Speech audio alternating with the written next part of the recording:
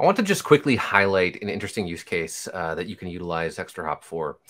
We're looking at raw packets, and that gives us sort of a unique vantage point into a lot of different kinds of data. Databases specifically is one where we can provide a lot of value.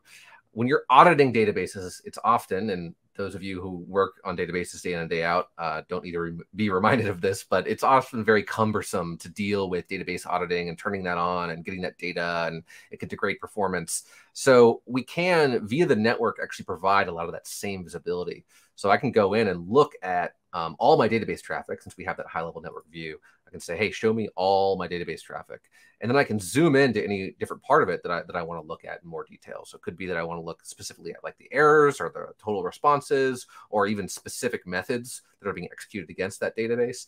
But let's say I just want to look at, all the responses that have happened. Right now, I'm looking at the last 6 hours. Hey, show me all those responses. And then I can go and search and sort and pivot through this by client or IP address or where they're coming from, where they're going, the error I'm getting, the payload that's going through that, the actual statement.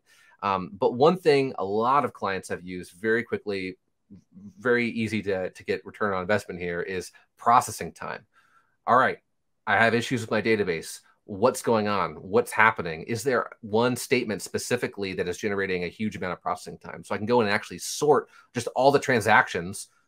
Once again, last 6 hours here, show me all those transactions by processing time. And now here I have all these transactions that are just like eating up processing time on my server. I can tell you what user's running them, what the exact command was, and then go back and tell you exactly where it was ran from, what user, what client it came from, all that good information. So a nice, easy win for the database team leveraging network data.